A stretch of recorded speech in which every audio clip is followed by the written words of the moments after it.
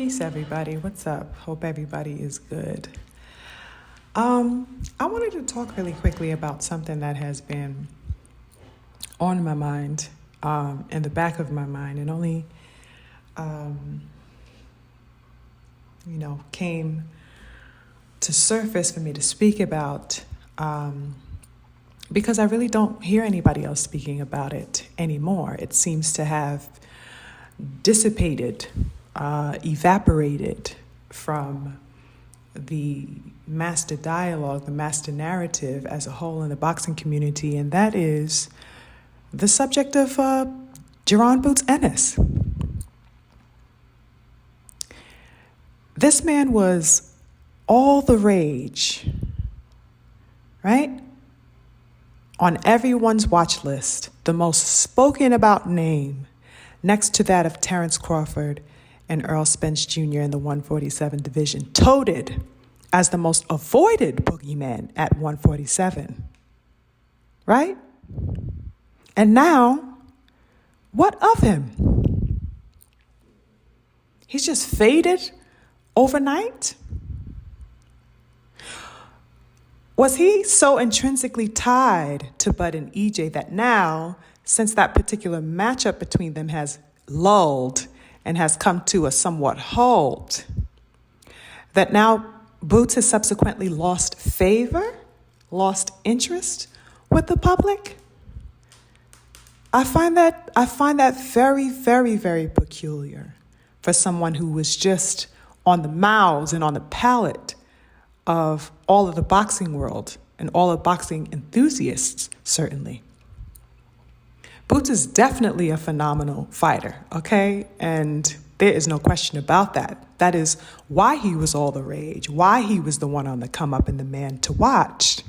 His highlight reels are jaw-dropping, okay? He's electrifying in the ring. He's young, confident, ready to take on the best, right? This is what we've known of Boots and what we know of Boots, those of us that really rock with the brother.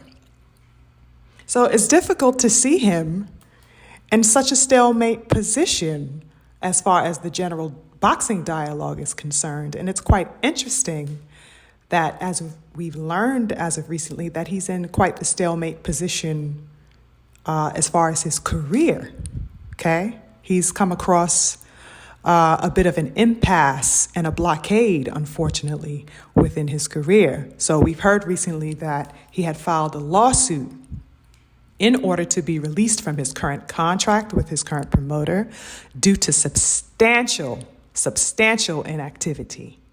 Okay. Furthermore, it's alleged that Ennis was not offered any fights by his promotional company ever since the 10th round stoppage he had against Romain Villa. And that was goddamn last July, y'all. This man hasn't been offered a fight since last July with his promotional company. Oh my goodness. What an absolute mess that is, to say the least. Last July? I don't know how long the proceedings of whatever he's going through is going to last, or how much further the time spent seeking the release from his contract will impact him moving forward. But what we do know is that Crawford hasn't yet dropped his goddamn belts at 147. But there are rumblings of the past few days, which I'll get into in a minute, alluding to a potential fight with guess who? Crawford and Chris Eubank Jr.? His own stablemate? What the fuck is going on, y'all? What is really happening? Okay?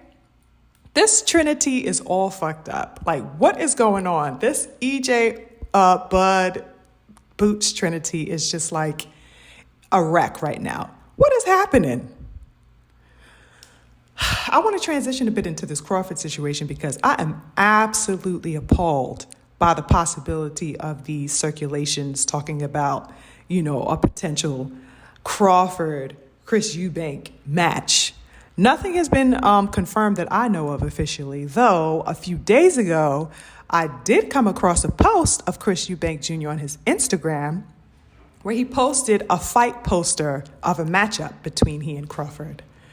Now, I don't know if, that was controversy or what, but I hope it's certainly not the cause, that it's real, because nothing about that potential matchup is intelligible to me. I don't find any way where that makes sense in my mind. I just can't compute that. It's not registering for me. Chris Eubank and Crawford and Eubank are stablemates, y'all. Okay, they both fight under the tutelage of Bo Mack and that whole squad over there. Why he would even think to hint towards a fight with Crawford or Crawford with him is beyond me, if that's the case.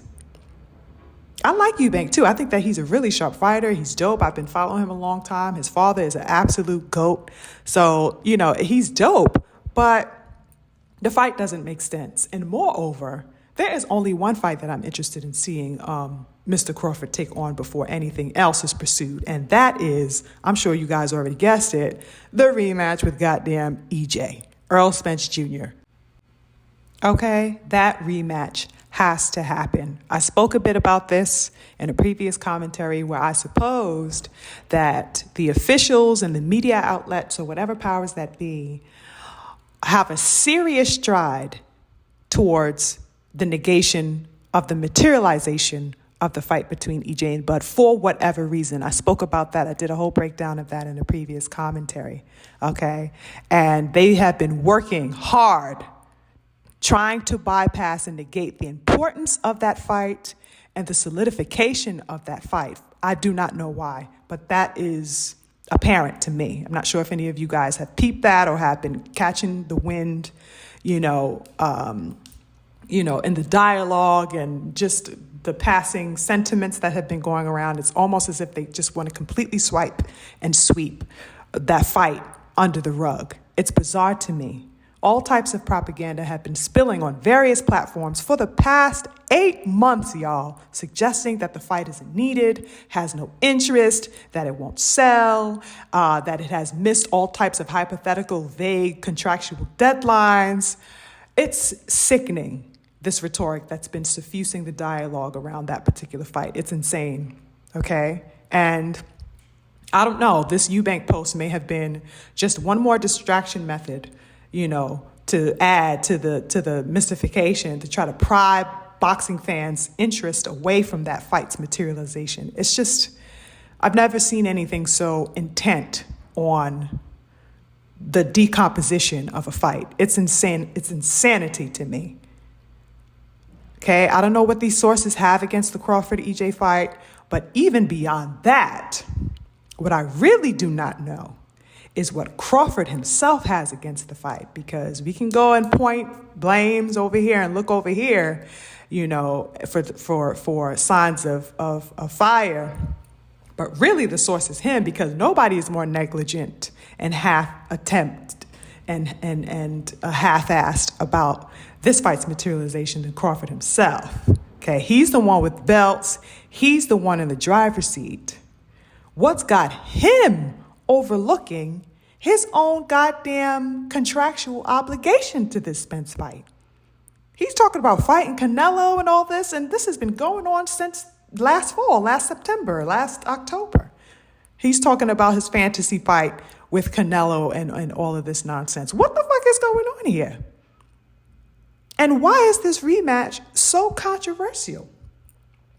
I've never seen such an excessive, exaggerated, or aggrandized attempt to prevent a rematch from taking place. A rematch that was agreed upon by both parties. Okay? All the while, Crawford has held on to his belts, as aforementioned, since winning them last July, which is absolutely bizarre. Okay? Because if you had no intention to fight EJ, or that you somehow prefer to get out of this contractual agreement, then why the fuck hasn't he fought Boots? If you're keeping your ass at 147, refusing to move up to 154 for the Spencer rematch, where he clearly stated that he wants the rematch to commence, then why haven't you fought Boots? Who other than Boots have you been holding up the entire 147 division for, son? Real motherfucking talk here. Who else could possibly be at 147 worth you holding up the whole division for? That's the real question. So since it's apparent and absolutely patent that you do not want any smoke with the young King Boots, and it is also at this point undeniably evident that you do not want the secondhand smoke from Earl, what now? Moving up to fight your stablemate Eubank is your escape route? I know there's been rumblings of him slowly, maybe wanting to make his way up in weight so that he can get ultimately a fight with the alleged Canelo and all of that stuff. But listen, I don't give a fuck about Canelo. Canelo has his own legacy fight that he's ducking, and that's with Benavidez. So in that respect and in that regard, both of you motherfuckers are on the same course, running on parallel lanes as far as that's concerned, because y'all just ducking and dodging your own goddamn legacy fights like some chumps. What is going on? And you know what? I rocked with Bud, but I rocked with him up to the point that he began to show irreverent and dismissive behavior towards this rematch. And until he started showing that with the disinterest in the rematch, he also started showing heavily ducking symptoms of Boots, which was absolutely intolerable to me. How do you neglect the contractual agreement that you signed? It's just, I will forever be stumbling on that question because it's inexplicable. Nobody's been able to clarify that or substantiate that for me. But as for Boots, it's quite unfortunate because the two biggest names that he stands in line to face and challenge are at their own odds. And quite frankly, it's another aspect that is holding him and his progression hostage. Okay? So it's absolutely difficult to see, in addition to his own legal issues currently with the promotional company where he is facing such a stalemate and an impasse. So, Boots is absolutely, imminently tied to those two men. But surely, until Crawford officially releases his belt and gets his ass out of the young king's way, if he's not going to fight him, that's certainly going to be the case so long as he's holding those damn things hostage. Because even if, let's say, Boots comes out successful with his lawsuit, is what's the name still going to be motherfucking blocking the road? Like, what's going on? I'm hoping for the best because Boots is still one of the baddest men in the sport. And, I'm in 100% and have been in 100% support of his rise and of his growth. He's super talented, and I can't wait to see him, freed of all of this, cloud and instability around him, uncertainty around him. He's still very young. And I hope that in the grand scheme of things, that all of this is not some plot to try to snuff out his flame in some insidious and inconspicuous way. Hopefully we can see the king back in the ring before the year is out. And even saying that sounds weird because we're only in March. So to hope that we could see him in the next, 9 months is crazy. To even have to say that is crazy. But anyway, hopefully we get some movement going. Also, as far as the releasing of those belts with Bud Crawford that he's holding on to for dear life for whatever creepy ass reason. The shit is weird to me. It's insane and it's inexcusable at this point. Let the fucking belts go so that, the other warriors can go hunt. What the hell are you doing? If you're going to move, get your ass the fuck out of the division. Go get your ass to wherever it is that you want to go. At this point, I'm through with Mr. Crawford. It's insane. We have no clarification as far as who he's going to fight if he stays at 147. He's clearly made it obvious that it's not Boots. He hasn't made it clear on who else could be relevant in that 147 division.